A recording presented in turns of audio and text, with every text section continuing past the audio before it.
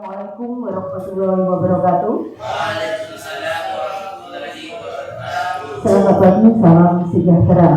Puji syukur kita panjatkan kehadiran Allah Subhanahu wa Ta'ala karena kita semua sampai hari ini masih diberi banyak nikmat sehat, nikmat sempat, serta nikmat waktu untuk dapat berkumpul kembali di sini dalam acara rutin kita pertemuan KKGO Kecamatan Kaliwates tercinta.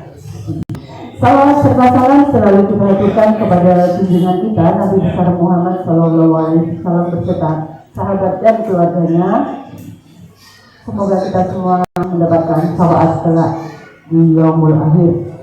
Bapak Ibu, ada pun susunan acara pada pagi hari ini. Yang pertama adalah pembukaan, yang kedua adalah sambutan. Yang pertama akan disampaikan oleh perwakilan dari lembaga SDN Kepandian 1, kemudian sambutan dari wakil calon guru penggerak yang pada hari ini akan menyampaikan sesuatu kepada panjenengan semua. Kemudian sesuatu selanjutnya itu sambutan dari wakil lembaga dari SDN Kepandian 1 kepada Ibu Rofiq, silakan. Terima kasih Bapak Ibu. Assalamualaikum warahmatullahi wabarakatuh. Waalaikumsalam warahmatullahi wabarakatuh. Syukur alhamdulillah kita memberikan kehadiran kita Allah Subhanahu wa Ta'ala karena berkat dan rahmatnya kita berkumpul di tempat ini dalam keadaan sehat walafiat. Salam mudah-mudahan selalu terlimpahkan kehadiran Nabi besar Muhammad SAW. Bapak Ibu, terima kasih atas kehadirannya pada pagi hari ini di tempat ini. Ngapunten yang bisa kami sediakan hanyalah seperti ini, dan mohon maaf jika ada kekurangan atau apapun, kami mohon maaf. Allah Subhanahu wa Ta'ala atas nikmatnya kita dapat berkumpul hari ini dalam keadaan sehat walafiat tanpa perang tanpa apapun. Ucapan terima kasih saya sampaikan kepada Bapak Ibu dan KKGO atas kesempatannya kami hari ini bisa berbagi praktik dari ilmu yang kami dapatkan dari program pelatihan guru penggerak.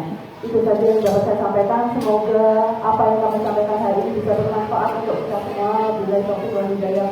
Wassalamualaikum warahmatullahi wabarakatuh. Saya terima kasih atas undangannya dari Bu Rofiq mengatasnamai calon guru penggerak yang angkatan 10 ini. Saya merasa senang berarti mau bergabung dengan PDUK. Berbagi praktik baik tentang apa yang sudah kami pelajari selama ini di pendidikan guru penggerak, yaitu diseminasi budaya positif oleh kami, saya Almeida Rahman Fitri dari SDN Kepandian 5, kemudian Ibu Amalia Fasari, mohon berdiri Ibu. Baik, dari SDN Kepandian 3, kemudian Ibu Rofiq Badria dari SDN Kepandian 1, dan Ibu Diatusya Bitaloka dari SDN Kepandian 6. Bapak Ibu, marilah kita awali. Kita akan belajar tentang budaya positif, yaitu suatu kebiasaan yang biasanya dilaksanakan di sekolah kita masing-masing. Nah, budaya positif ini ada 5 materi yang akan kami sampaikan. Yang pertama yaitu tentang kebutuhan dasar manusia. Setiap manusia itu memiliki kebutuhan dasar. Yang pertama yaitu bertahan hidup, kemudian kasih sayang, kebebasan, ketenangan, dan penguasaan. Untuk bertahan hidup ini biasanya berhubungan dengan fisik kita, yaitu makan, minum, kesehatan, keamanan, itu adalah tentang kebutuhan bertahan hidup.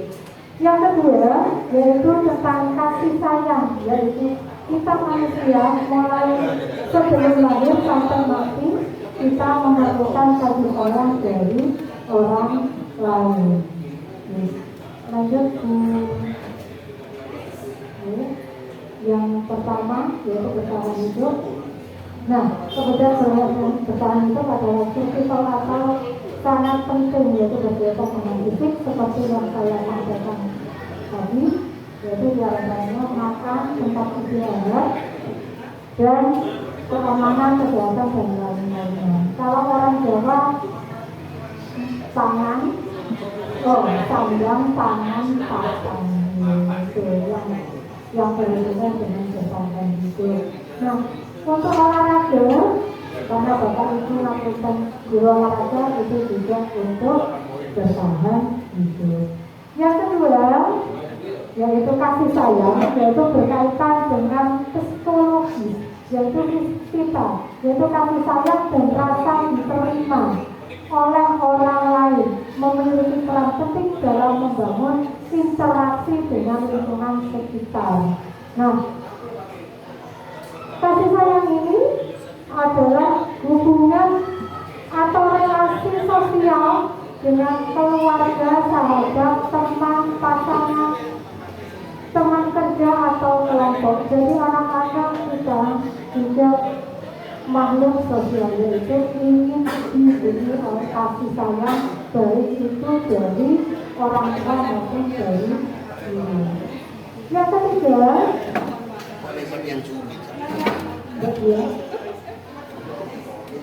yang ketiga yaitu kebebasan, yaitu kebutuhan akan kebebasan atau freedom yang berkaitan dengan seseorang yang akan memilih, bergerak, mencoba hal baru dan mengeksplorasinya. Anak-anak dengan kebutuhan kebebasan yang tinggi menginginkan pilihan. Mereka cenderung banyak bergerak, ingin coba-coba dan senang pada hal-hal yang baru. Anak-anak kita di kelas juga seperti itu. Tidak ada anak yang hanya duduk saja, pasti mereka akan senang bergerak, karena itu adalah manusiawi. Jadi kebutuhan dasar anak-anak yaitu kebebasan. Yang ketiga, yang keempat yaitu kesenangan. Setiap manusia itu memiliki kesenangan, merasa senang sehingga berupaya mencari kesenangan. Kesenangan ini biasanya ditunjukkan dengan perasaan gembira, antusiasme, dan tertawa.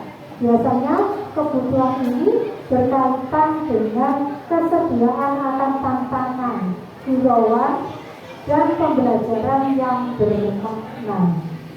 Yang kelima, yang terakhir, yaitu tentang penguasaan, yaitu berkaitan dengan kekuatan untuk menggapai sesuatu. Seseorang terlihat memiliki kompeten jika dia berprestasi, memimpin, terampil, didengar dan diakui. Maka oleh karena itu kita sebagai guru juga belajar sebagai pendengar yang baik dari anak-anak kita. Lanjut. Nah, mengapa guru harus memenuhi kebutuhan siswa? Karena kebutuhan siswa itu sangat beragam. Jadi guru harus memahami kebutuhan siswa ini. Tujuannya dari mengidentifikasi atau memetakan kebutuhan belajar murid berdasarkan profil belajar, yaitu untuk memberikan kesempatan kepada murid untuk belajar secara natural dan efisien. Namun demikian, guru kadang-kadang kita tidak sengaja cenderung memilih gaya belajar yang sesuai dengan gaya belajar kita. Jadi anak-anak terkadang kita paksakan untuk belajar sesuai dengan kehendak kita. Nah, Bapak Ibu, pelajaran yang paling disenangi anak-anak yaitu pelajaran olahraga. Kenapa olahraga itu paling disenangi? Karena di olahraga ini anak-anak bisa merasa bebas. Dia bisa mengeluarkan segala kemampuannya untuk bersenang-senang. Itu yang di olahraga. Kalau di kelas biasanya anak-anak merasa bosan. Kita lanjutkan. Bagaimana cara kita memetakan kebutuhan peserta didik dalam pendidikan? Yaitu yang pertama dengan evaluasi pra-pengetahuan. Ya, biasanya dikenal dengan asesmen awal. Jadi di sini sebelum mengajar, guru harus melakukan penilaian awal terhadap pengetahuan, keterampilan, dan pemahaman. Nah, asesmen awal ini biasanya dilaksanakan pada awal tahun ajaran baru. Jadi kita bisa memetakannya. Tidak setiap pembelajaran kita beri asesmen. Bisa juga kalau kita masuk ke materi yang baru, kita bisa menggunakan asesmen ini. Yang kedua yaitu komunikasi dengan peserta didik. Nah, komunikasi dengan peserta didik ini, Bapak Ibu bisa berbicara langsung dengan peserta didik guna mempelajari perspektif pembelajarannya, kebutuhan dan harapan mereka. Terkadang anak-anak kalau diajak bicara dengan Bapak Ibu guru merasa takutnya nanti dimarahi, padahal kita mencari data. Yang ketiga yaitu dengan analisis materi kurikulum.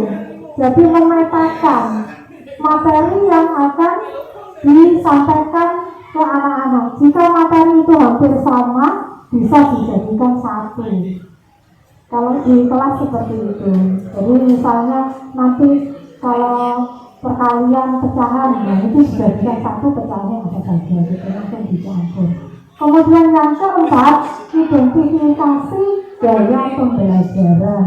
Jadi anak-anak itu gaya belajar itu visual atau dia auditory, dia mendengar, dan Bapak Ibu harus membuat anak-anak itu belajar sesuai dengan gaya belajarnya.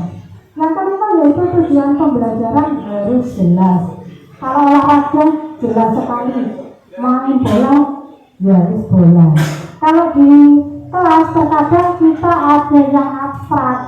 Jadi kalau abstrak kita biasanya membuat media bagaimana anak-anak itu memahami materi yang abstrak. Yang keenam yaitu menyesuaikan materi dan metode. Jadi kalau misalnya pembelajarannya bola, ya kita main bola, bukan materinya bola kita membuat catur, kan tidak nyambung ya. Kemudian yang ketujuh yaitu evaluasi secara kontinu. Jadi kita mengevaluasinya itu harus terus menerus. Jadi tidak hanya pada awal dan akhir saja. Yang kedelapan yaitu umpan balik peserta didik. Nah, umpan balik ini biasanya kita laksanakan setelah pembelajaran berakhir. Jadi anak-anak ditanyakan bagaimana perasaannya jika melaksanakan pembelajaran seperti hari ini. Next. Ya, oh sudah selesai. Nah, itu Bapak Ibu paparan tentang kebutuhan dasar. Apakah ada pertanyaan? Kita lanjut ke materi selanjutnya yang akan disampaikan oleh Ibu Dia. Bagaimana Ibu Dia? Silahkan. Oke Ibu, kami di sini akan melanjutkan materi mengenai budaya positif. Yang selanjutnya adalah materi 5 posisi kontrol guru. Jadi sebagai guru, menurut ilmu yang sudah kami dapatkan di pendidikan guru penggerak angkatan 10 ini, ada 5 posisi sebagai guru Bapak Ibu. Jadi meskipun kita sebagai guru olahraga, guru mata pelajaran, ya kita juga harus mempunyai 5 posisi kontrol pada guru. Karena sama, status kita sama, meskipun guru kelas, guru mata pelajaran, guru PJOK, guru agama, guru BTA, mungkin ya kita sama statusnya. Dan setiap guru memiliki 5 posisi kontrol terhadap murid. Di sini ada 5, akan kami jelaskan satu persatu. Yang pertama yaitu penghukum. Sebagai penghukum, ini yang sering kita lakukan kepada murid kita.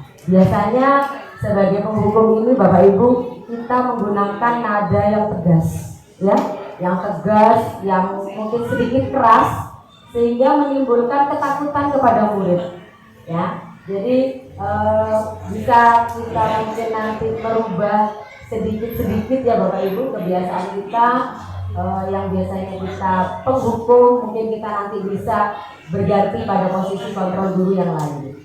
Dan kata-kata atau kalimat yang biasanya kita gunakan pada penghukum adalah yang pertama, ayo patuhi aturan ibu, ayo patuhi aturan bapak. Nah itu ya, awas kalau kamu tidak patuh nanti akan bapak hukum atau ibu hukum seperti itu ya. Jadi biasanya kita menggunakan kalimat-kalimat yang nada itu mengancam bapak ibu, ancaman berupa ancaman, sehingga anak-anak mungkin akhirnya merasa takut untuk sementara ya.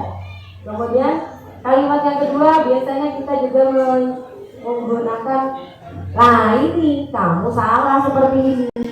Nah biasanya kalau begitu muridnya kaget apa enggak bapak ibu? Kaget ya. Nah kok saya disalahkan sama Pak Guru, kok saya tiba-tiba disalahkan dengan Bu Guru, sehingga mereka akan menjadi minder bapak ibu, karena belum kita sudah menyalahkan ya. Dan kalimat yang ketiga, nah ini pasti selalu yang terakhir ini selesai, ini anak yang terakhir ini kita memberikan cap atau ya gitu ya bapak ibu. Biasanya anak ini pasti yang terakhir ini, tidak boleh seperti ya, memberikan label ya. Oke, next yang posisi kedua, membuat merasa bersalah ya bapak ibu. Sebagai guru kita juga harus memiliki posisi kontrol sebagai pembuat merasa bersalah. Di sini menggunakan kata-kata yang lembut, tetapi artinya itu kadang membuat murid itu merasa dia itu kayak down bapak ibu. Nah kan sudah Bu Guru contohnya ya, ibu sangat kecewa dengan kamu, kenapa kamu melakukan ini. Jadi dia itu seperti ada rasa takut bapak ibu ya, ada rasa takut, kemudian ada rasa minder ya. Nah gini, coba kalau kamu melakukan seperti ini, bagaimana orang tuamu? Nah itu ya. Jadi dia itu seperti hanya dia yang merasa bersalah, seolah-olah dia itu kesalahannya besar sekali, memikul beban, sehingga anak akan merasa terbebani bapak ibu itu. Kemudian selanjutnya yang ketiga, sebagai teman,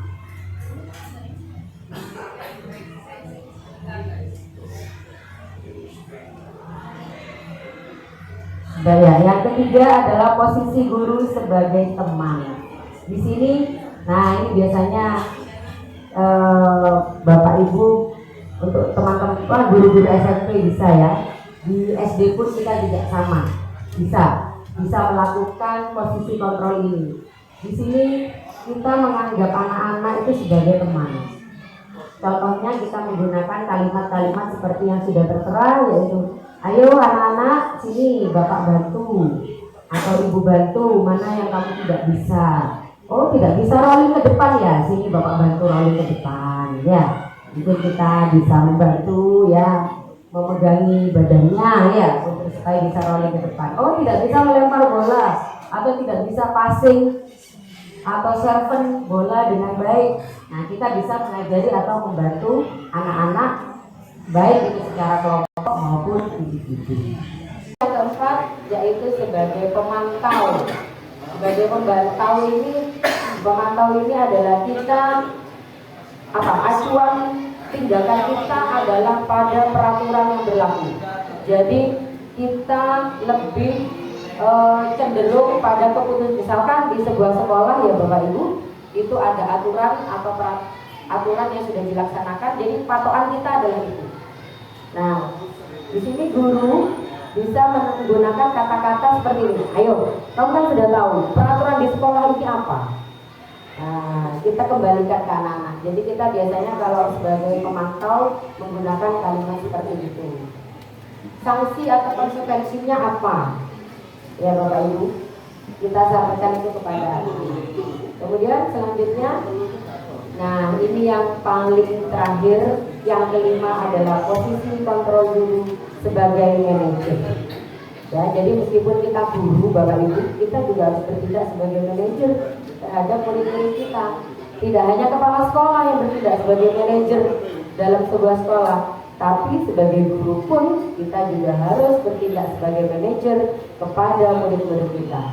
Bagaimana sikap kita sebagai manajer?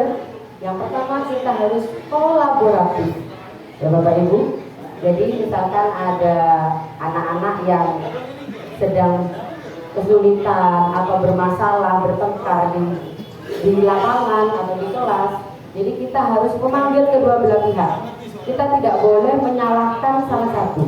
Ya, kita harus memanggil kedua belah pihak, kita ajak dua anak ini untuk berbicara.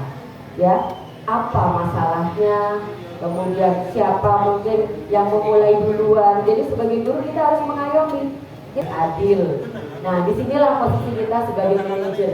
Kita harus menemukan solusi apa. Ya, kenapa kok bisa terjadi pertengkaran seperti itu? Oh, Bu, rebutan bola, Bu. Ini duluan yang ngambil misalkan ya, atau bagaimana. Jadi kita harus mencari duduk permasalahan awalnya itu bagaimana. Kemudian sebagai manajer ini nantinya kita akan menciptakan lingkungan belajar yang kondusif sehingga murid akan termotivasi untuk belajar. Ya, sebagai manajer, guru juga akan membimbing siswa untuk mengatur diri dan bertanggung jawab atas tindakan sendiri, kemudian sehingga siswa akan menjadi mandiri dan bertanggung jawab. Ya, peran guru sebagai manajer di sini juga adalah sebagai pembimbing. Kita membimbing. Kemudian menurut Sadirman ya Bapak Ibu, menurut Sadirman tahun 2007 pada bukunya halaman 143 menyebutkan bahwa peran guru sebagai manajer itu adalah berfungsi sebagai pengajar, pendidik, dan pembimbing.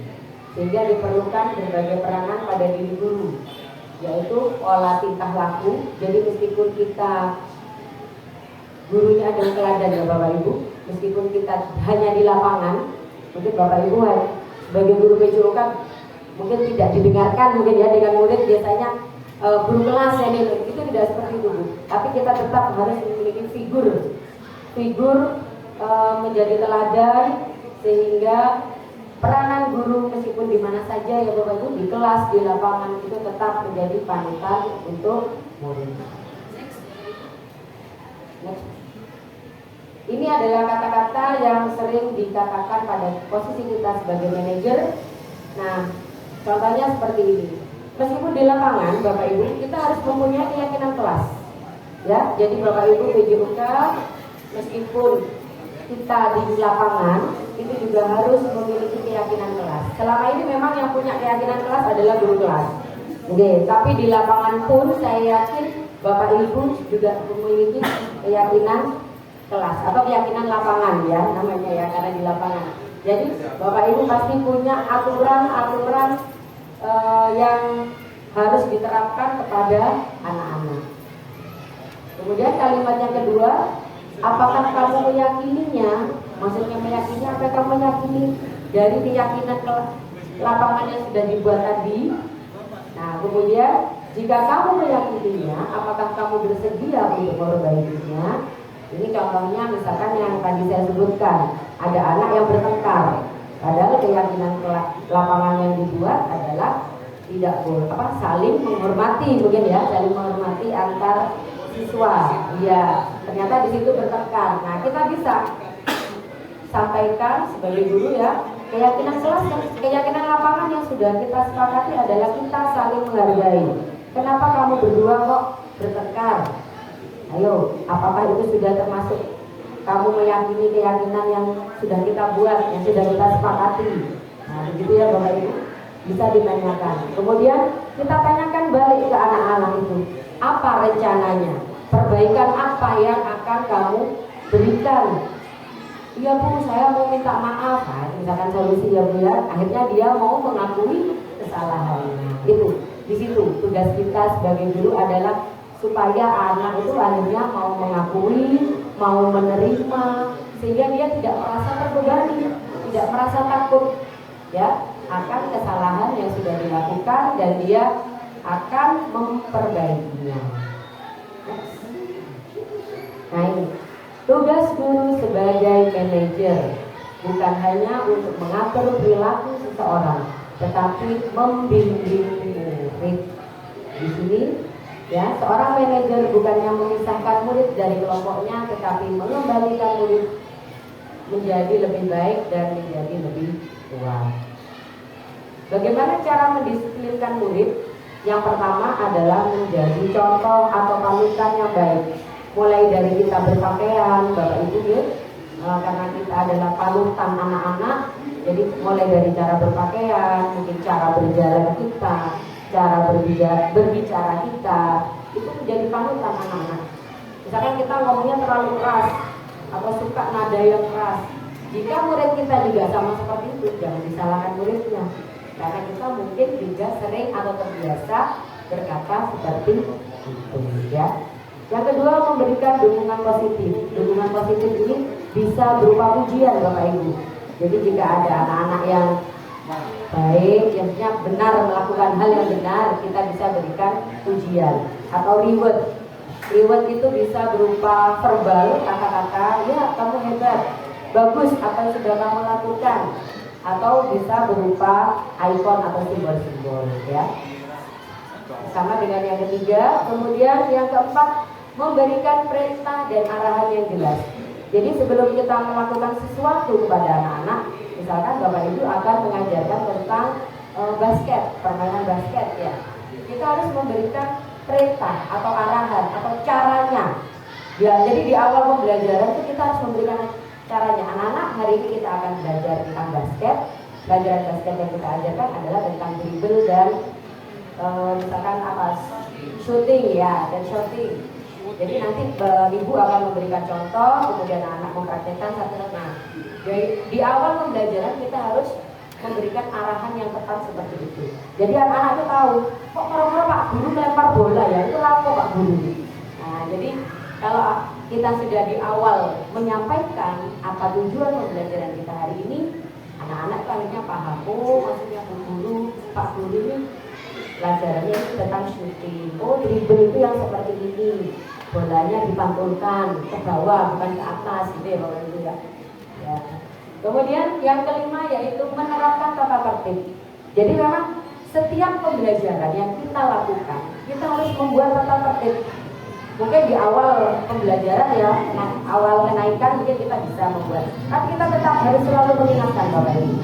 Jadi memang tidak ada bosan-bosannya Bapak Ibu guru untuk selalu mengatakan keyakinan kelas yang sudah disepakati. Ya anak-anak, hari ini kita memulai pelajaran tentang ini. Jangan lupa keyakinan kelas yang sudah kita sepakati. Anak-anak harus saling menjaga, saling menghormati, misalkan, ya.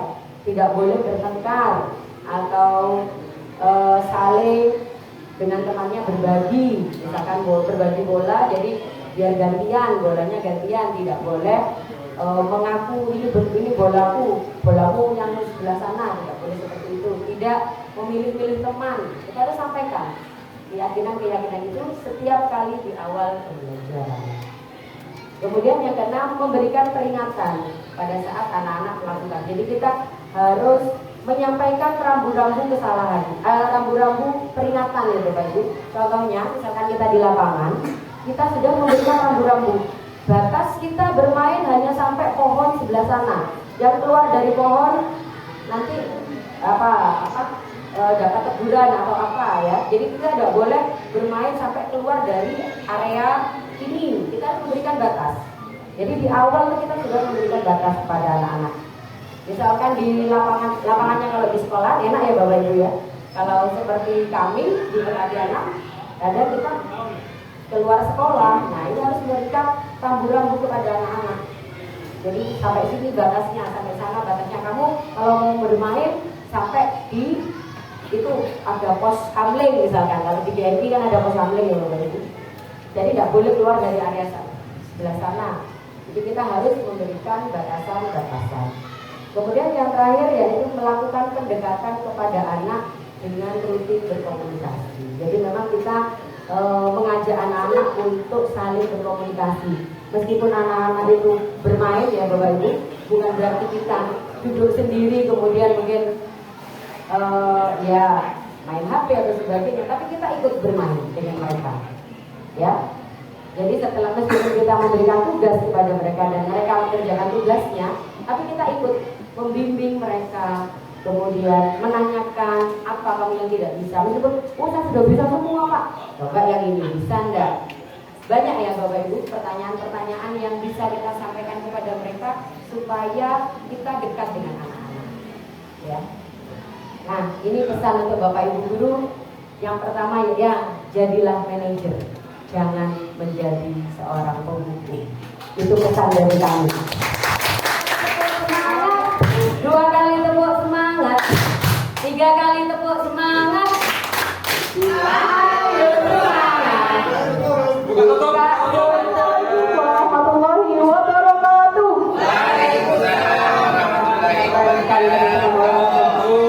Oke, perkenalkan nama saya Amalia Lulfasari. Saya dari SDN Tegal Besar 3. Hari ini saya juga mengucapkan sedikit Bapak Ibu sekalian terkait 5 posisi kontrol. Ada yang masih ingat nggak 5 posisi kontrol itu apa saja? Yang pertama, penghukum, betul. Pembuat rasa bersalah, terus teman, terus pemantau, dan terakhir adalah manajer, betul sekali. Nah, kali ini saya akan memaparkan terkait sanksi, konsekuensi, hukuman, konsekuensi, dan restitusi. Nah, sekarang saya ingin tahu, ada yang bisa memberikan saya masukan apa sih hukuman itu? Hukuman itu apa sih? Kita sering ya mendengar kata hukuman. Bisa nggak kita mengartikan hukuman itu apa? Sambil menunggu slide-nya ya Bapak Ibu ya. Monggo. Hukuman adalah suatu tindakan yang kita berikan kepada yang ditujukan, maksudnya apa, siswa atau teman. Tapi kita kan mesti kalau ditujukan siswa ya, peserta didik, tetapi dengan cara yang baik. Terima kasih, super sekali. Ada lagi yang bisa atau punya pendapat yang lain terkait ini? Wah, sudah tampil ternyata slide-nya. Oke, hukuman versus konsekuensi apa sih yang kita pakai? Next, Bu Dia. Oke. Bapak Ibu sekalian, ini ada teori motivasi atau perilaku siswa. Bisa di-close dulu sebentar Bu Dia. Bapak Ibu sekalian, ketika kita melakukan sesuatu, biasanya kita punya motivasi ya untuk melakukan sesuatu. Misalnya saja, ketika anak-anak mengerjakan PR, ya, ketika anak-anak mengerjakan PR, kira-kira motivasi anak-anak mengerjakan PR itu apa saja? Monggo. Mengerjakan PR atau kita aplikasikan dengan kegiatan olahraga. Misalnya mereka melakukan sesuatu karena apa? Misalnya mereka melakukan roll depan karena apa? Kira-kira? Karena takut dimarahin. Nah, betul. Ada lagi? Ada lagi? Rasa ingin tahu. Ada lagi? Pingin? Iya. Nah, betul sekali. Nah, dari situ tadi saya sudah tidak perlu menjelaskan kepada jenengan semua sudah hebat bahwa teori motivasi atau yang membuat kita melakukan sesuatu itu ada 3. Yang pertama, untuk menghindari hukuman, sama seperti agar tadi itu nggak dihukum sama gurunya. Yang kedua itu untuk mendapatkan imbalan, dalam hal ini adalah nilai. Dan yang ketiga untuk menghargai diri sendiri, biar apa sih? Biar saya bisa, gitu ya.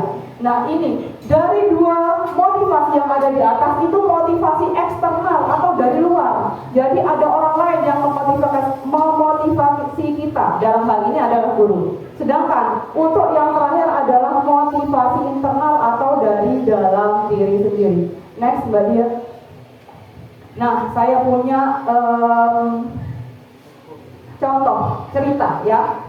Iva kurang menguasai pelajaran matematika sehingga pada saat pelajaran tersebut berlangsung dia lebih banyak berdiam diri atau menggambar di buku pelajarannya. Pada saat guru matematikanya Pak Seno menanyakan pertanyaan, Iva menjadi gugup dan tak sengaja menjatuhkan tasnya dari kursi serta tiba-tiba menjadi gagap pada saat berupaya menjawab. Seluruh kelas pun tertawa melihat perilaku Iva yang berbicara tergagap dan terkejut tersebut. Pak Seno pada saat itu membiarkan teman-teman Iva menertawakan Iva yang tergagap dan malu luar biasa, dan malahan minta Iva untuk maju ke depan dan berdiri di depan kelas sambil menunjuk hidungnya karena tidak bisa menjawab pertanyaan Pak Seno. Kelas semakin gaduh. Saya ingin bertanya kepada Bapak Ibu sekalian, kira-kira menurut jenengan semua yang dilakukan Pak Seno itu baik atau tidak? Setuju karena? Istilahnya teman-temannya menertawakan, tidak memberikan istilahnya apa ya? Jadi dibiarkan, anak itu dibiarkan. Jadi kan rasa kepada temannya akhirnya kan kurang, rasa Ya, oke. Betul. Berarti Pak yang dilakukan Pak Seno itu sebetulnya melakukan penghukuman atau konsekuensi dari yang dilakukan oleh IPA. Kira-kira hukuman. Kenapa hukuman, Mas? Oh iya, kenapa? Kenapa ini masuk hukuman?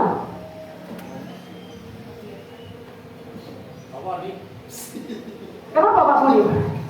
Oke, kenapa? Kenapa ini menjadi sebuah hukuman? Karena mempermalukan, ya mempermalukan. Next, oke?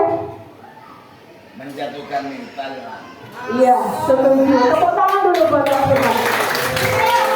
Nah, di sini saya akan memaparkan bahwa perbedaan konsekuensi dan hukuman. Hukuman itu bersifat tidak terencana. Jadi misalnya, datang terlambat, kamu langsung dikasih hukuman, gitu ya. Anak atau murid tidak tahu apa yang akan terjadi dan tidak dilibatkan.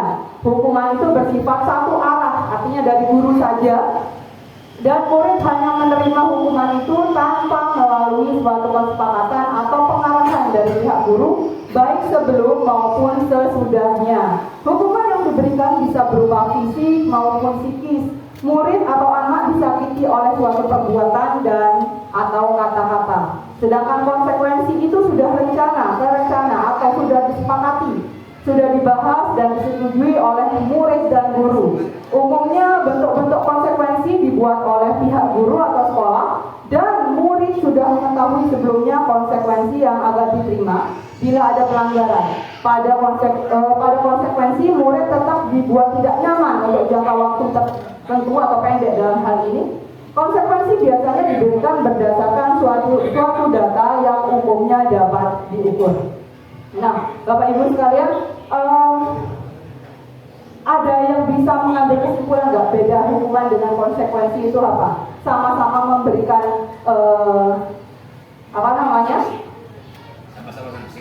sama-sama sanksi. Tetapi bedanya adalah hukuman itu tidak terencana. Artinya kita bisa pada suatu saat hukuman ini, tapi konsekuensi dia ada runtutan tertentu. Jadi itu ada kesepakatan. Oke? Dilanjutkan, dia. Nah, sekarang ada contoh. Bisa saya minta tolong Bapak Ibu sekalian untuk mengidentifikasi apakah ini termasuk hukuman atau konsekuensi. Nomor 1, mencatat 100 kali dalam buku kalimat saya tidak akan terlambat lagi karena sedang terlambat ke sekolah. Kira-kira ini masuk hukuman atau konsekuensi? Hukuman. Yang hukuman apa teman? Konsekuensi? Oke, dilanjut di yang nomor 2. Jangan lari mengelilingi lapangan basket 2 kali karena terlambat hadir ke sekolah. Kira-kira itu hukuman atau konsekuensi? Hukuman. Oke, dilanjut. Murid diminta untuk push up 15 kali karena tidak menggunakan masker ke sekolah. Hukuman atau konsekuensi? Hukuman. Dilanjutkan. Membersihkan tumpahan air di meja tulis karena tersenggol pada saat belajar. Hukuman atau konsekuensi? Konsekuensi. Dilanjut. Murid disuruh untuk tidak mengenakan sepatu seharian di sekolah karena tidak mengenakan sepatu hitam. Apakah hukuman atau konsekuensi? Konsekuensi. Boleh. Sekarang dilihat lari mengelilingi lapangan basket 2 kali karena terlambat 10 menit untuk pelajaran PJOK. Hukuman atau konsekuensi? Hukuman. Oke, kita lihat jawabannya. Nah, kenapa tadi yang murid disuruh untuk tidak mengenakan sepatu seharian di sekolah karena tidak mengenakan sepatu hitam itu adalah hukuman?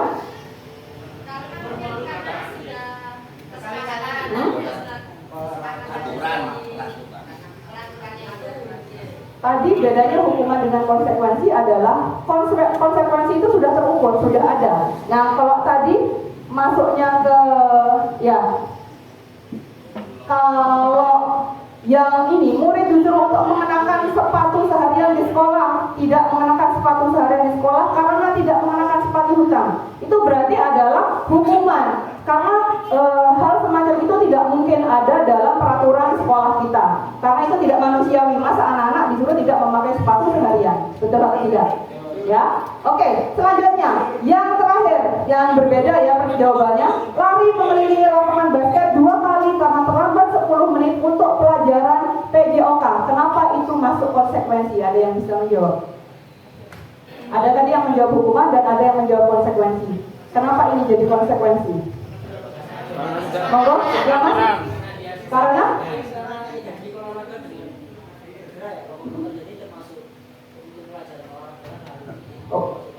Oke, ada yang punya jawaban lain? Bagus sekali, luar biasa. Ada yang punya jawaban lain? Pak, ya? Karena kalau terlambat, konsepsinya harus dilaksanakan dengan lari 2 kali. Oke, berarti ada konsekuensi di awal ya. Bisa nggak misalnya saya berpendapat bahwa lari itu adalah kayak semacam latihan buat anak-anak. Ketika kita melakukan pembelajaran olahraga, kan kita perlu pemanasan. Nah, lari 2 kali keliling lapangan itu bisa jadi pemanasan buat mereka. Bisa nggak seperti itu? Bisa ya. Oke, kita sepakati bahwa yang terakhir adalah konsekuensi. Next. Nah, perbedaan hukuman dan konsekuensi itu ada di sini. Hukuman adalah sesuatu yang menyakitkan dan harus terjadi. Yang kedua adalah membuat anak sakit baik fisik maupun hatinya. Yang selanjutnya adalah anak membenci kedisiplinan. Ketika dihukum terus-menerus karena melanggar kedisiplinan, otomatis mereka akan terus memberontak, gitu ya. Terus yang selanjutnya adalah ada paksaan, mendorong anak menyakiti diri sendiri, menyakiti dalam artian bahwa ketika dia melakukan sesuatu yang dia tidak inginkan, itu adalah sesuatu yang menyakitkan, gitu ya. Terus itu yang selanjutnya adalah konsep diri yang buruk. Terus yang selanjutnya adalah anak belajar untuk menyembunyikan kesalahan. Artinya apa? Anak-anak jadi tidak jujur karena mereka takut untuk dihukum. Yang terakhir adalah marah, rasa bersalah, dipermalukan, dan merasa tidak dihargai. Sedangkan konsekuensi adalah sesuatu yang harus terjadi karena itu dimulai dari sebuah kesepakatan. Yang kedua adalah membuat anak merasa tidak nyaman dalam jangka waktu pendek. Anak menghargai disiplin, stimulus dan tanggapan, mendorong anak agar mudah menyesuaikan diri, konsep diri yang baik, anak belajar untuk mematuhi peraturan berdasarkan kesepakatan, dan anak kehilangan hak, dibuat tidak nyaman, diasingkan untuk sementara atau time out. Selanjutnya, nah, apa kemudian ketika dua-duanya ini adalah hal yang tidak menyenangkan? Kemudian apa yang bisa kita lakukan? Kita ditawarkan oleh yang namanya restitusi. Apa sih restitusi? Restitusi adalah proses menciptakan kondisi bagi murid untuk memperbaiki kesalahan mereka sehingga mereka bisa kembali pada kelompok mereka dengan karakter yang lebih kuat. Restitusi juga merupakan proses kolaboratif yang mengajarkan murid untuk mencari solusi untuk masalah mereka dan membantu murid berpikir tentang orang seperti apa yang mereka inginkan. Jadi seperti itu. Lanjut, Mbak. Nah, hukuman, disiplin, konsekuensi, dan restitusi. Nah, disiplin itu ada 2, yaitu konsekuensi dan restitusi. Konsekuensi itu adalah disiplin yang netral.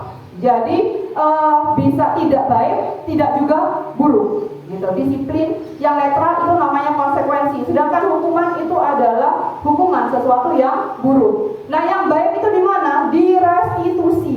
Nah, restitusi itu tadi, Mbak, back lagi. Restitusi tadi adalah kolaboratif, adalah proses kolaboratif. Siapa yang mengkolaborasikan? Adalah guru dengan siswa. Ya, oke, kembali lagi Mbak Dia. Nah, di restitusi itu anak-anak diberikan pilihan, Bapak Ibu. Jadi mereka boleh melakukan atau tidak melakukan. Kita hanya memfasilitasi saja. Terus di situ ada proses juga menguatkan untuk murid dalam jangka waktu yang panjang, meningkatkan kemampuan dirinya, kepercayaan dirinya masing-masing. Dari situ berdasarkan kolaborasi yang sudah dilaksanakan, kemudian murid mendapatkan penguatan sehingga masalah itu bisa terselesaikan atau terpecahkan. Nah, fokusnya restitusi itu ada pada pemecahan masalah yang jangka panjang. Apa yang diyakini, apakah kamu bisa memperbaiki masalah tersebut. Jadi, ketika di posisi restitusi, saya minta tolong Bapak Ibu menjawab kira-kira di posisi restitusi ini, posisi kita sebagai apa? Dalam fungsi kontrol tadi, sebagai penghukumkah, pembuat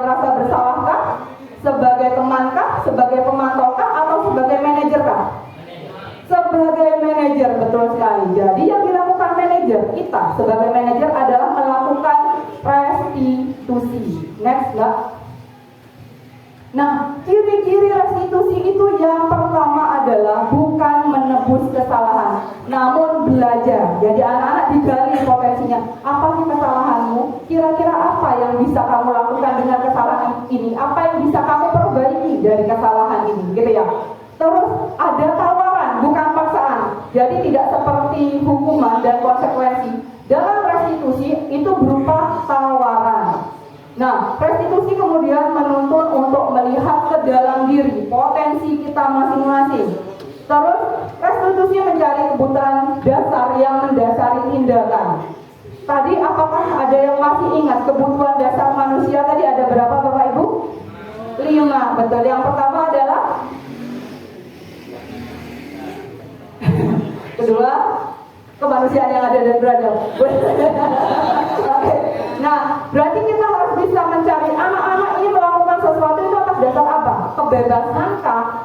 Love or belonging, atau yang mana banyak sekali ada 5 kebutuhan dasar manusia. Nah, itu kita harus tahu anak-anak kira-kira tujuannya untuk apa. Nah, yang ketujuh adalah restitusi itu fokus pada karakter Bapak Ibu, bukan tindakan. Jadi bagaimana kita menguatkan karakter siswa kita. Oke. Terus dilanjutkan adalah restitusi itu fokus pada solusinya. Jadi anak-anak kita arahkan bagaimana mereka bisa mencari solusi dari persoalan mereka sendiri. Gitu. Terus yang terakhir adalah restitusi mengembalikan murid yang berbuat salah pada kelompoknya. Setelah kita berikan treatment restitusi, mereka bisa kembali kepada kelompoknya dengan rasa percaya diri. Gitu. Jadi tidak merasa bahwa saya melakukan kesalahan. Jadi mereka kembali ke kelompoknya dengan rasa bangga. Saya ada sesuatu yang bisa saya banggakan. Begitu. Lanjut. Bapak Ibu sekalian, terima kasih atas kerjasamanya. 13 orang bergabung. Pertanyaan pertama, go. Oke, mencatat 100 kali dalam buku kalimat saya tidak akan terlambat lagi. Masuk apa itu? Oke. Sudah kayaknya mudah ini. Wah, cepat-cepat. Semangat. Tepuk tangan dulu dong, lebih semangat. Lanjut. 16, 15, 14, 13, 12, 10, 9, 8, 7, 6, 5, 4, 3, 2, 1, selesai. Oke, satu orang udah masuk ini. Time's up. Next, siapa? Siapa yang tepat? Keren. Wah, bangga sekali saya. Oke, ini calon guru penggerak dua-duanya ya. Tepuk tangan dulu dong.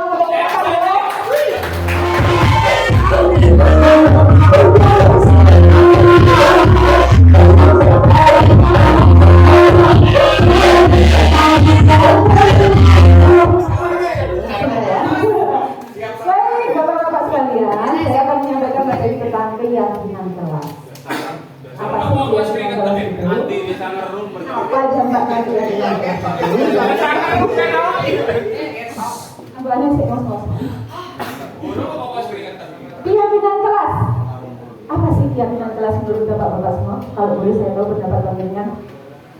Keyakinan kelas. Enggak, Bapak-bapak, mungkin sebelum saya sampaikan materinya. Intinya keyakinan kelas itu adalah kesepakatan. Next, Bu. Dia.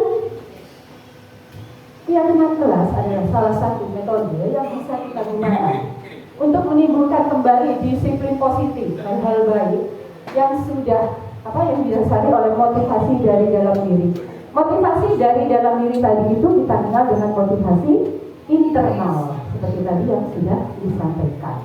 Kemudian pelaksanaan keyakinan kelas itu dilatar belakangi bahwa masih ditemukannya beberapa murid yang masih harus selalu diingatkan untuk melakukan tindakan kebaikan atau kedisiplinan. Next, ya.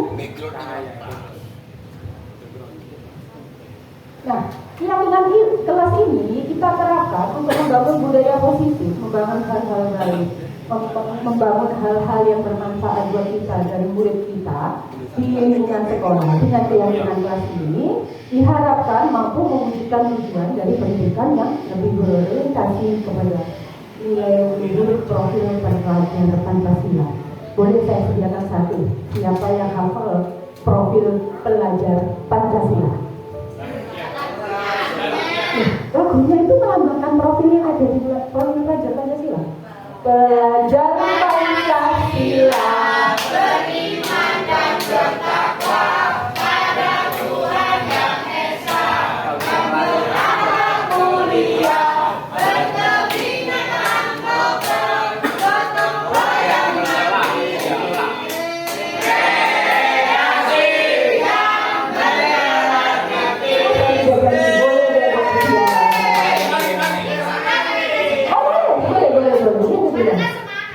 Profil pelajar Pancasila itu dilakukan karena memang mempermudah kita untuk menghafalkan semua aspek profil pelajar Pancasila. Nah, kalau kita mungkin lebih kepada kita sebagai seorang guru adalah bukan keyakinan kelas, Bapak Ibu, mungkin lebih tepatnya adalah keyakinan lapangan. Karena memang kita berada, kelas kita adalah di lapangan. Nah, di lapangan tentu lebih kompleks permasalahan kita. Karena kita berada di suatu tempat yang luas, yang kadang-kadang suara kita aja tidak bisa didengar oleh siswa kita. Jadi bagaimana kita memberi pengertian kepada anak-anak tentang hal-hal baik yang harus mereka yakini sebelum pembelajaran kita mulai. Ada beberapa tahapan dalam membuat keyakinan kelas, Bapak Ibu. Yang pertama antara lain, yang satu, menanyakan pendapat murid tentang masalah dan harapan kelas. Itu bisa kita terapkan saat kita memulai pembelajaran. Misalkan, boleh contoh kalau kita menyampaikan materi apa? Coba. Boleh kasih contoh dong saya satu. Materi apa yang kita sampaikan kepada siswa? Rolling depan, oke? Rolling depan. Sebelum kita memulai pelajaran, kira-kira apa yang harus kita lakukan agar semua siswa kita bisa aktif? Kemudian siswa kita aktif dan mereka selalu berinteraksi dengan kegiatan kita. Karena terus terang di lapangan beda ya Pak dengan di kelas. Kita harus menanyakan pendapat murid tentang masalah yang akan mereka hadapi. Nah, itu dia salah satunya. Misalkan ada murid yang takut untuk melakukan praktek, kemudian ada murid yang merasa malu, kemudian ada juga murid yang merasa tidak mampu. Hal-hal seperti ini yang akan kita tanyakan kepada murid agar mereka yakin untuk melaksanakan kegiatan rolling depan kita itu dengan maksimal. Kemudian yang kedua adalah mengeksplorasi ide dari murid untuk mencapai kelas impian. Seperti tadi bahwa ada harapan-harapan dari siswa yang bisa disampaikan kepada kita agar pelaksanaan pembelajaran hari itu dapat berjalan dengan baik dan secara maksimal. Nah, nomor 3 adalah mengambil kesimpulan dari semua ide murid dan mengubah ide tersebut menjadi keyakinan kelas. Yang kelima, perlu sekali bahwa semua anggota pembelajaran hari itu yang membuat keyakinan lapangan tadi harus menandatangani kontrak, mensahkan keyakinan lapangan yang sudah kita buat bersama-sama. Next, Budia. Nah, tadi Bu Ana sudah menyampaikan tentang restitusi. Nah, di sini ada beberapa apa sih segitiga restitusi? Kok ada gambarnya segitiga restitusi? Ya, restitusi. Beda dengan restitusi. Ya. Ini adalah metode. Segitiga restitusi adalah metode yang digunakan oleh guru untuk berdialog dengan siswa untuk mencari cara terbaik dalam penyelesaian masalah yang dihadapi oleh siswa tersebut. Tahapan-tahapan dalam segitiga restitusi itu ada 3. Yang pertama adalah validasi kebutuhan siswa. Yang kedua adalah menstabilkan identitas. Dan yang ketiga adalah menanyakan keyakinan. Bagaimana sih Bu Ahmed tentang apa yang maksud segitiga restitusi? Jadi kita berdialog dengan siswa yang bermasalah. Ini banyak yang kita hadapi ya, guru olahraga biasanya. Kemudian kita berdialog dan memberikan pertanyaan-pertanyaan. Jadi pertanyaan-pertanyaan itu yang diidentifikasi sesuai dengan 3 tahapan tersebut. Nah, macam-macam pertanyaan kepada siswa itu antara lain adalah di tahap validasi kebutuhan itu ada pertanyaan seperti, kamu tentu punya alasan mengapa melakukan itu. Kemudian adalah lagi, adakah cara yang lebih efektif untuk mendapatkan apa yang kamu butuhkan? Jadi saat kita berdialog kemudian muncul pertanyaan-pertanyaan seperti itu kita sudah memasuki tahap validasi kebutuhan. Selanjutnya adalah tahap menstabilkan identitas. Kalau boleh saya minta tolong Pak Ade, tahap menstabilkan identitas, pertanyaan yang muncul kira-kira apa saja itu Pak? Setiap orang pasti pernah melakukan kesalahan. Jadi selanjutnya kita harus menstabilkan identitas. Kamu bukan satu-satunya yang pernah melakukan ini. Kemudian tahap selanjutnya adalah menanyakan keyakinan. Kira-kira pertanyaannya adalah apa Bu ini? Nilai-nilai apa yang telah kita sepakati? Kemudian kamu ingin jadi orang yang seperti apa? Itu pertanyaan yang kita berikan kepada siswa saat kita melakukan proses segitiga restitusi. Next dia. Nah, ini dia segitiga restitusi. Salah satu cara tadi yang saya sudah sebutkan. Di tahap pertama ada tahap menstabilkan identitas. Jadi tujuan di tahap ini adalah untuk membuat anak yang berasa gagal karena pernah berbuat salah menjadi positif terhadap dirinya sendiri. Jadi contoh, misalkan murid kita sering terlambat ke sekolah. Kira-kira posisi kita menjadi apa Bapak-Bapak? Trik ya? Di tahap menstabilkan identitas ini ada beberapa kalimat yang kita bisa kategorikan bahwa saat kita mengatakan kalimat-kalimat ini adalah tahap menstabilkan identitas, yaitu misalkan siswa melakukan kesalahan, kita melakukan dialog, guru menyampaikan, oke, tidak apa-apa nak, berbuat salah itu hal yang manusiawi. Kemudian karena tidak ada manusia yang sempurna, Bapak dan Ibu guru juga pernah kok buat salah seperti kamu. Kita pasti bisa menyelesaikan permasalahan ini. Kemudian ada kalimat tadi, Bapak atau Ibu tidak tertarik untuk mencari tahu siapa yang benar atau siapa yang salah, karena Bapak Ibu lebih tertarik untuk menyelesaikan masalah. Nah, kalau kamu sudah menyalahkan dirimu sendiri terus menerus, apakah kamu bersikap baik pada dirimu sendiri? Nah, kalimat-kalimat ini adalah indikator di tahap menstabilkan identitas. Tahap selanjutnya, Bu, next. Tahap selanjutnya di segitiga restitusi adalah validasi kebutuhan. Ini tujuannya untuk membantu murid mengenali kebutuhan dasarnya, ya, yang ingin dibenahi, ingin dibenarkan, dibetulkan saat dia melakukan kesalahan. Karena pada dasarnya setiap tindakan manusia tujuannya adalah untuk memenuhi kebutuhan dasarnya, entah itu kekuatan, kemerdekaan, cinta dan rasa saling memiliki atau rasa untuk bertahan. Let's mulai cinta, love and belonging dan rasa saling memiliki ini pasti sudah tujuan kebutuhan dasar kita sebagai manusia.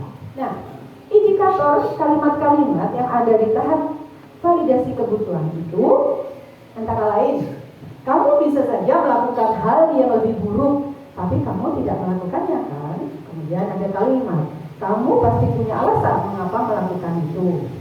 Ada lagi kalimat, apa yang penting bagi kamu? Ada juga kalimat, kamu boleh tetap berusaha menjaga sikap itu, tapi tambahkan sikap yang lain yang baru. Maukah kamu belajar cara lain untuk mendapat yang kamu butuhkan tanpa harus memukul? Nah ini Pak, ini dia, memukul, kekerasan terhadap teman. Ini hal-hal yang sering kita hadapi.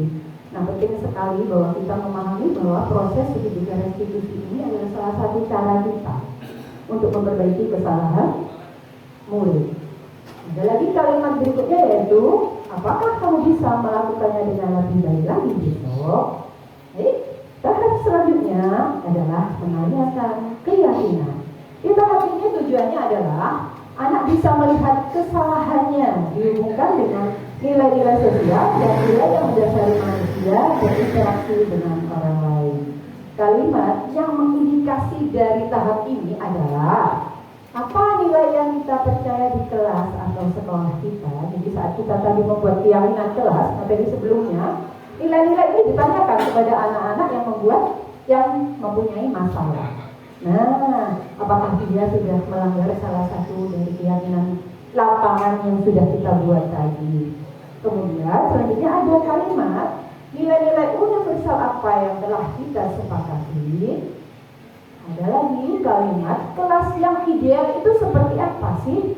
Kamu ingin jadi anak seperti apa? Apa sih yang kamu rasakan ketika kamu melakukan itu? Kamu ingin menjadi orang yang seperti apa? Bisa dicoba nanti bapak-bapak saat kita semua berinteraksi mencoba melakukan segitiga restitusi bersama murid kita. Baik, sudah itu materi yang harus saya sampaikan. Terima kasih. Saya guru penggerak. Mohon maaf ya ada kesalahan dan kekurangannya. Oke, Mas Wahyu.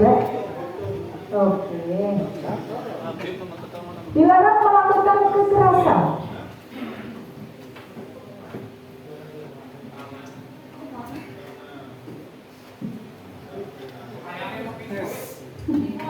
Ya, 5. 4,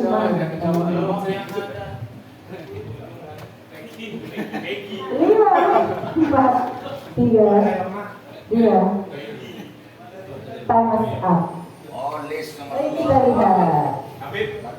Habib.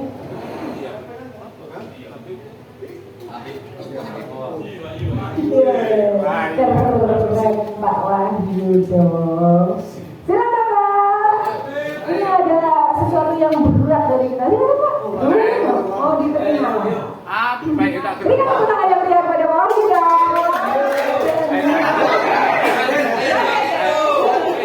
Baik, terima kasih Bapak-bapak semua. Kami berempat mengucapkan terima kasih atas waktu yang meluangkan kepada kami. Semoga apa yang kami sampaikan bermanfaat dan bisa menginspirasi panjenengan. Tenang dulu di tempat ya Pak, ada yang angkat-angkat. Ya, hanya ini yang bisa kami sampaikan kepada panjenengan. Sekali lagi semoga bermanfaat buat kita semua. Mohon maaf apabila ada kekurangan dalam kami menyampaikan materi ini. Selanjutnya kami mohon masukan dari Bapak pendamping kami, Bapak Hendra, kepada Bapak Hendra silakan. Kami terima kasih ya Bapak-bapak ya. Jadi alhamdulillah ini ada 4 CGT saya yang harus sudah berdiseminasi di grup PJUK di Kalimantan. Jadi mudah-mudahan ilmunya yang sudah dibagikan ini bisa panjenengan terapkan di sekolah ini. Saya hanya memberikan sedikit saja penguatan. Yang pertama tentang 5 posisi kontrol Bapak Ibu ya. Kita tidak boleh memilih, tapi kita harus menjadi manajer gitu ya. Yang lainnya wajib kita tinggalkan gitu ya. Yang kedua itu tentang hukuman dan restitusi dan konsekuensi. Jadi kalau hukuman itu tindakan yang kita berikan kepada siswa itu tidak sama dengan yang dia lakukan. Itu cirinya sudah Bapak Ibu ya. Kalau terlambat kita suruh berdiri kan nggak adil gitu ya. Tapi kalau aku hanya jatuh membersihkan itu berarti kan adil sesuai dengan tindakan. Itu namanya konsekuensi. Restitusi sudah pas, sudah simpati. Susah memang dilakukan, tapi Bapak Ibu boleh mencoba gitu ya. Kemudian keyakinan kelas monggo nanti silakan dibuat. Itu aja Bapak Ibu mulia dari saya. Silakan dinikmati. Terima kasih tadi Ibu CGT. Itu Bapak Ibu yang monggo dibuka. Terima kasih sekali lagi. Assalamualaikum warahmatullahi wabarakatuh.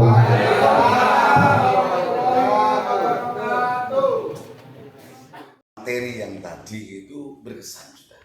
Jadi ada manfaatnya ketika ngajar di lapangan dengan di kelas itu ada perbedaan. Sanksi dan hukuman sudah jelas berbeda gitu.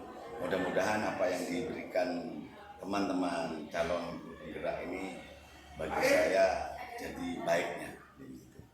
Ya, mudah-mudahan ada perubahan baik itu cara ngajarnya, cara tindakannya, cara hukumannya, mungkin mudah-mudahan ada perubahan.